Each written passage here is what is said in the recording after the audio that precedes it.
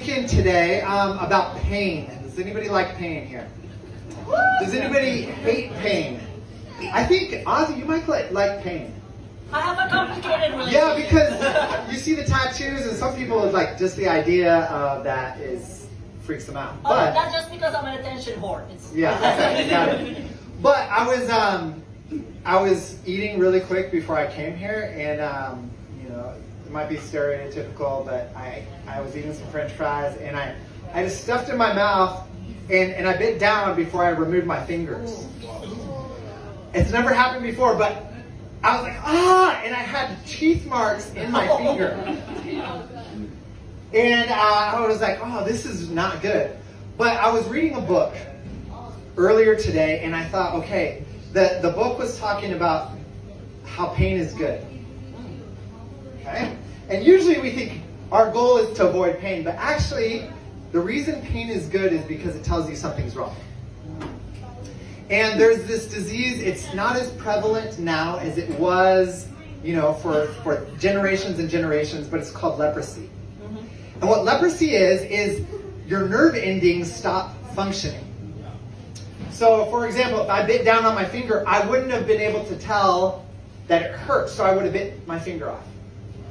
It's when you're walking at night to the bathroom and you hit your toe on the edge of the bed, you wouldn't know. And your toe would be bleeding or broken. One of the interesting things about leprosy is the reason that we blink is because your eye is so sensitive that tiny little dust particles, when they hit your eye, they cause a sensation, so you blink.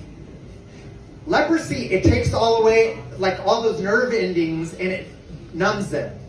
So people don't blink, and their eyes dry out, they get covered with dust, and they become blind.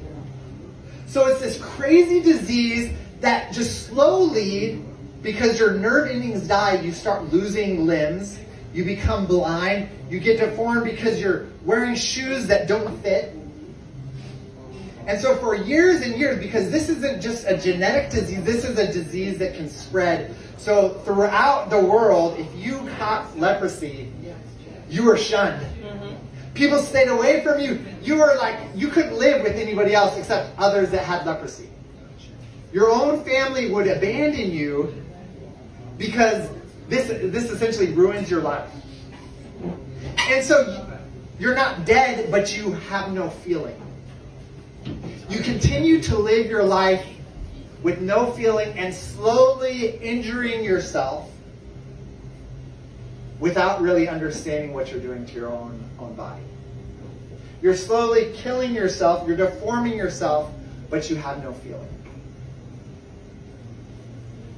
And I was thinking about this and pain, other types of pain. The pain of a breakup, the pain of being betrayed, the pain of losing somebody that you love. And there's a part of us that said, I never want to feel that pain again. If you felt something like that, you never want to feel that again. And so the easiest thing to do is to close off your heart. To never trust anybody again, to never love anybody again, to never put your life in somebody else's hands again. You put a box around your heart so it can never be hurt again. Because in our mind, this makes sense. This is something that gives us life because pain is too hard. And when we're hurt by someone else, it does kind of kill us for a little while. And yet, if you live long enough, you understand that that's not a way to live. You're still alive, but having no feeling is sometimes worse than being dead. And so what do? How do we reconcile these two things? If you risk, if you're vulnerable, if you love, if you put your heart on the table for somebody else, they could hurt you. And yet, if you don't do that, you live a lonely, cold, isolated life. Just like the lepers. You isolate yourself. Not people are saying, get away from me. You can't be here. We can't be around you. It's you saying, stay away from me. You're unsafe. I'm going to protect myself. There's a lot of stories in the Bible about lepers. And there's this one where Jesus is out and this leper comes and he falls down at his feet. He runs in to the people. They're probably seeing him because anytime a leper's around, they have to say, I'm unclean, stay away. And if you go into the crowd, if you go into healthy people among them, they'll throw rocks at you. They might try to kill you because it's so dangerous.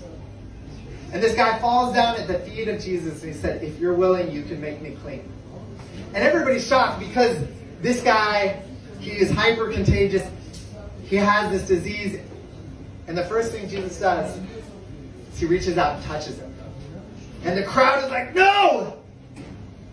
Whatever you don't touch him. And he says, be clean. And this guy is healed and his life is turned around. That's my challenge for you is there's something about our heart that needs to be healed. There's a wall that needs to go down. There's something that needs to melt so that we can love, receive love, and trust again. Thank you very much.